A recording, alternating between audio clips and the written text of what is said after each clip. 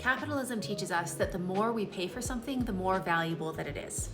I was a newly single mom, and despite it feeling risky and scary, I decided to start my own business because I truly believed that I had something valuable. There was a set of neuroscience principles that had helped me to deprogram from the cult that I grew up in and from the oppressive religion and the abusive relationship, and I found that it worked really well for habits of being out of control with eating. I had tested it with hundreds of people, and I saw these principles worked really well, and I believed that I could make a business where I could teach people these principles and it would be of value to them.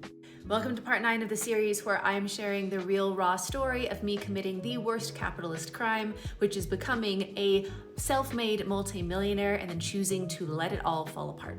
So although I had something of value, I had no idea how to get it to the right people or how to market it. And so I took one of the biggest, scariest risks I ever had in my life, and I hired a business coach that I gave essentially 30% of all of the money that I had in hopes that they would show me how to get these principles out into the world.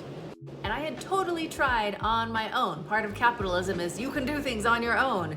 I first tried to give it away. Like, this is something so valuable, it's going to help people, I'm just gonna try to give it away. And what I found is because it was free, no one was taking me up on the offer. I literally couldn't give it away. Next, I learned more about marketing and I made my program $200. And guess what? As soon as it went from free to $200, then people bought it. The heartbreaking thing was because it was only $200, only the people that showed up and did the work got the results, and they got phenomenal results. But only a few people showed up and did the work. And the rest of the people, because it wasn't that big of an investment, didn't show up.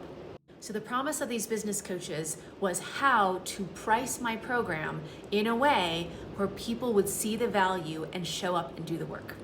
Besides buying a home, it was the biggest investment that I'd ever made, and I wanted it so badly to work. And so I knew how to get all the points, and I was gonna do everything perfectly, and so I priced my program at what they suggested, which was a $12,000 program.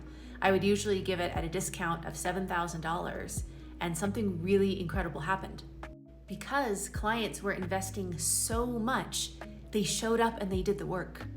We had almost 100% show up rate, completion rate, and success rate because the principles worked.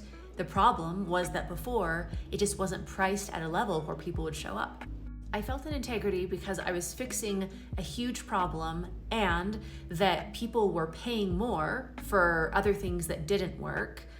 And it still felt so strange to me that I had to price it at such a high level to have people show up.